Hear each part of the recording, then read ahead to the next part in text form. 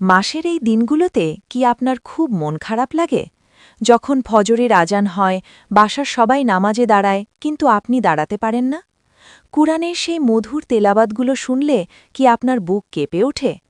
অনেক মা বোন আমাদের প্রশ্ন করেন, তাহলে কি ঋতু চলাকালীন সময়ে আমাদের সব নেকি বন্ধ হয়ে যায়?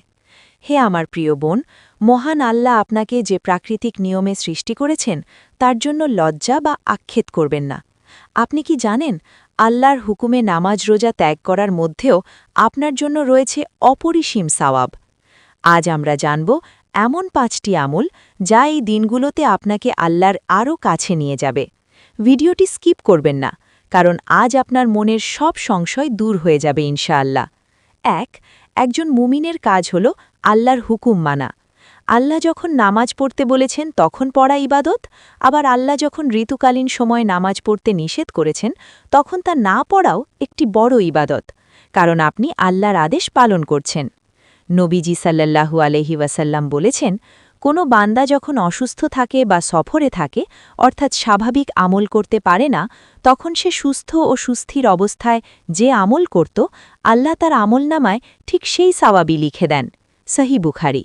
অর্থাৎ বোন আমার, আপনার অভ্যাস যদি থাকে প্রতিদিন কুরআন পড়া বা নামাজ পড়া, তবে ঋতুর সময়েও আপনি সেই সাওয়াবটি ঘরে বসেই পাচ্ছেন।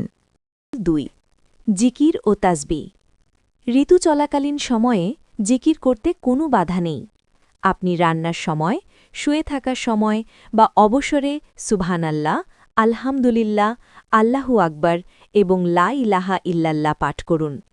এছাড়া সকাল সন্ধ্যার মাসনুন জিকিরগুলো আপনার ঈমানী শক্তিকে সতেজ রাখবে। ভিডিওটি ভালো লাগলে লাইক দিয়ে আপনার অন্য বোনদের কাছে পৌঁছে দিন, যেন তারাও এই কষ্ট থেকে মুক্তি পায়। ৩. এই সময়টি নিজের গুনাহ মাফের জন্য শ্রেষ্ঠ সুযোগ। বেশি বেশি আস্তাগফিরুল্লাহ পড়ুন। দিনের একটি নির্দিষ্ট সময়ে জায়নামাজে না বসলেও অন্তত তাসবিহ নিয়ে বসে আল্লাহর কাছে কান্নাকাটি করুন। মা আয়েশা রাদিয়াল্লাহুকে নবীজি শিখিয়েছিলেন, আল্লাহুম্মা ইন্নাকা আফুউন তুহিব্বুল আফওয়া ফাফু আন্নি। এই দোয়াটি আপনার আত্মাকে প্রশান্তি দেবে। ৪. কুরআন শোনা ও দ্বীনি জ্ঞান অর্জন। আপনি কুরআন স্পর্শ করতে না পারলেও ফোনের মাধ্যমে বা ইন্টারনেটে সুন্দর তিলাওয়াত শুনতে পারেন।